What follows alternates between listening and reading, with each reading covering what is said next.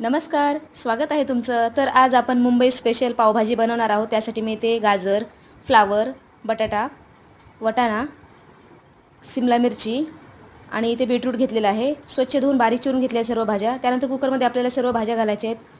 थोडंसं पाणी घालायचं आहे आणि थोडंसं बटर घालून आपल्याला सर्व भाज्या अशा 4 ते 5 शिट्टी होईपर्यंत शिजवून घ्यायच्या आहेत. नंतर या सर्व भाज्या शिजल्यानंतर आपल्याला स्मॅशरने किंवा पळीने स्मॅश करून घ्यायच्या आहेत. अगदी बारीक असं आपल्याला इथं पेस्ट बनवायची आहे. कढईमध्ये तेल घालायचं, थोडंसं बटर घालायचं, त्यानंतर 1 चमचा जिरे घालायचे आहेत, बारीक चिरलेले 2 मोठे कांदे घालायचे आहेत, अद्रक लसूणची 1 चमचा पेस्ट घालायची आहे. छान सर्व मिक्स करून घ्यायचं आहे. 2 मोठ्या आकाराचे बारीक चिरलेले टोमॅटोसुद्धा घालायचे आहेत. सर्व मिक्स करून घ्यायचं आहे आपल्याला छान इथे.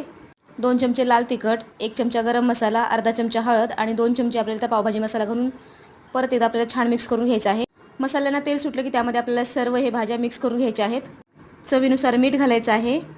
अगदी 2 मिनिटं आपल्याला इथे शिजवून घ्यायचं आहे. त्यानंतर थोडंसं बटर आणि कोथिंबीर घालून आपल्याला इथे सर्व्ह करायचं.